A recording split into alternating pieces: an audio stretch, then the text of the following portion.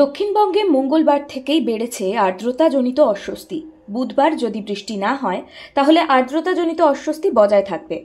বৃহস্পতিবার থেকে বাড়বে বজ্রবিদ্যুৎ সহ বৃষ্টির সম্ভাবনা এবং সপ্তাহ শেষে অর্থাৎ শনি ও রবিবার দক্ষিণবঙ্গের উপকূলীয় জেলাগুলিতে ভারী বৃষ্টির পূর্বাভাস দিয়েছে আবহাওয়া দফতর।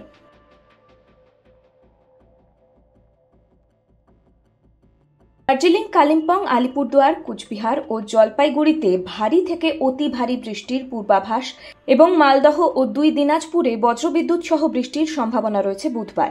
একই পরিস্থিতি বজায় থাকবে আগামী কয়েকদিনেও। শনিবার থেকে 5 জেলায় কমবে বৃষ্টির তীব্রতা।